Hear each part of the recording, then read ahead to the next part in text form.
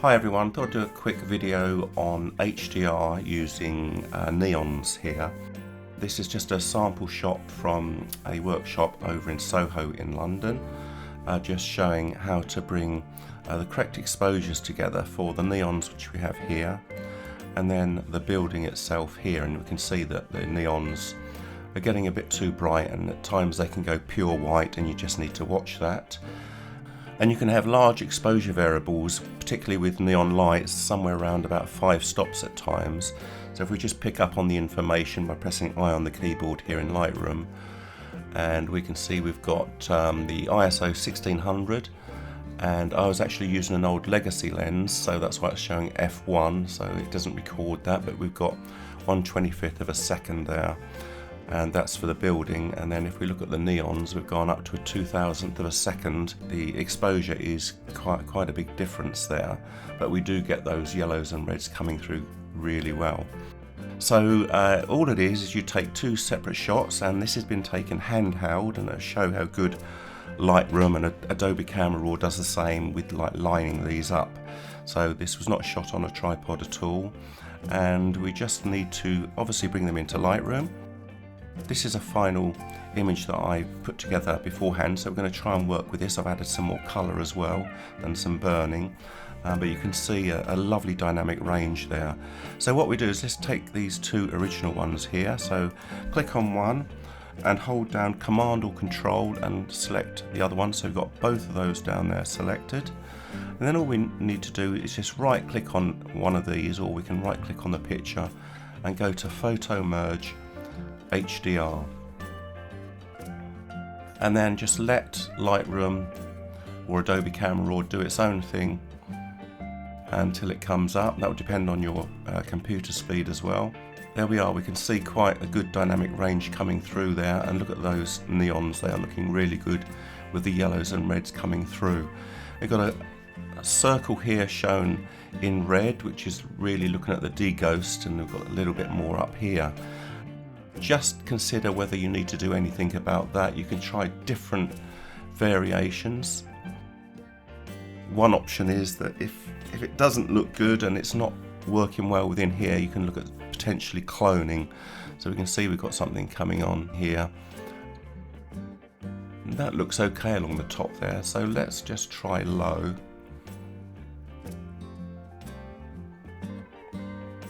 Yeah, I am going to take that up to medium. And then all we've got to do is make sure we have auto align on, so we've shot handheld, that's important, and I always put auto settings on. It usually does a really good job rather than trying to play around, and then just tweak the settings to how you want them.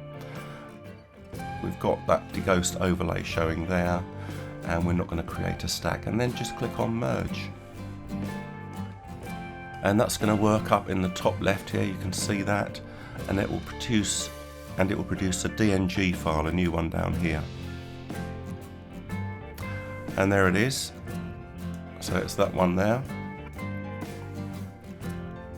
And if you compare it to the one I worked on, you can see it's looking fairly similar, but some colours are changed. So let's take a look at this HDR and see what we can do. Here we can see on the right hand side, all the sliders have automatically been assigned based on what Lightroom thinks, and it has done a very good job. It's even pulled down highlights and opened up shadows, so it's really trying to extend the dynamic range. The important thing to remember is when you do an HDR, this exposure slider actually extends to a huge amount, so bear that in mind. We're at +182, but it will go all the way up to 10 each side there. Okay, so we'll keep that around about where it was just for the moment.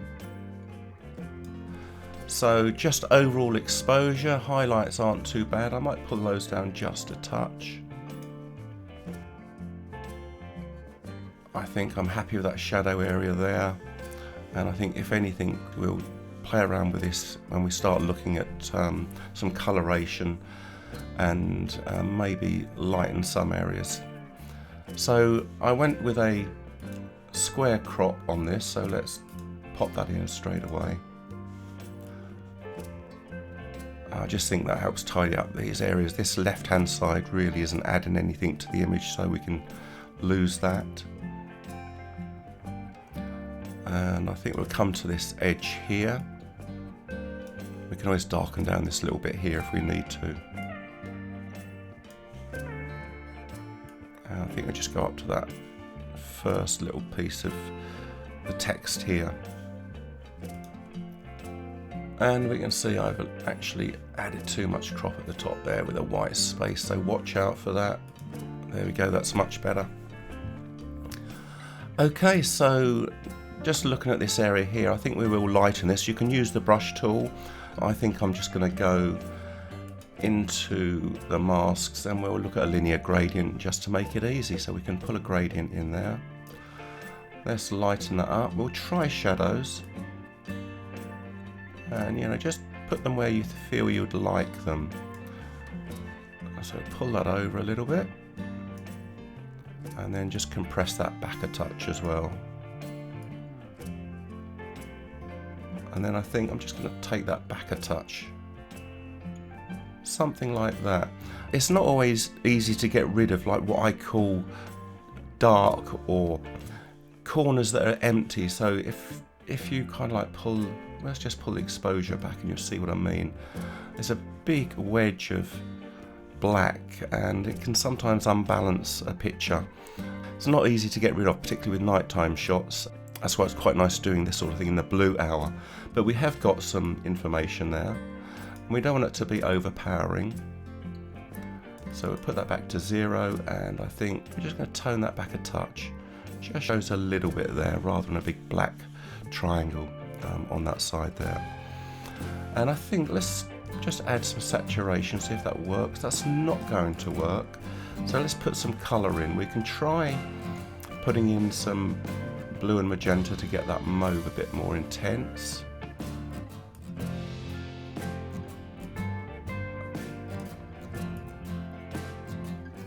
Yeah, something like that I think. I really don't like this green here, so we're going to change that.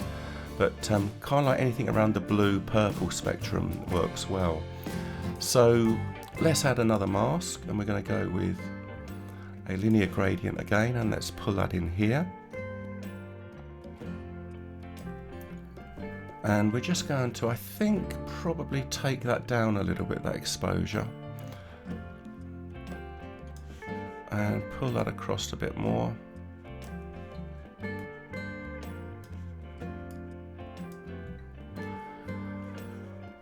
And I might just open this up a little bit. So rather than using a gradient, let's go with a brush, because that mask is kind of like taking that down, which I quite like. So let's just open up. We can use a gradient, but I'm just using a brush just to show you something a little bit different there.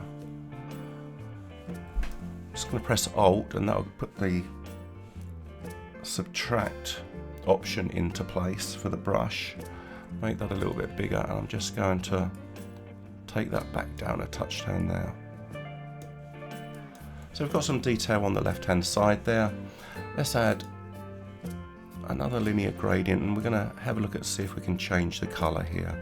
So this is not going to be exposure, and I'm going to play around with this colour option down here, which not many people use, but it gives you the ability to really kind of like put the colour where you want it to be. So we want to get rid of this green, and we can see we've got some interesting purple coming in, but it's quite powerful. And I do quite like the purples and blues, so that kind of works that side as well. So once you're where you need to be really on the colour spectrum, you can move up and down and see if that helps with anything. And just fine tune it left and right.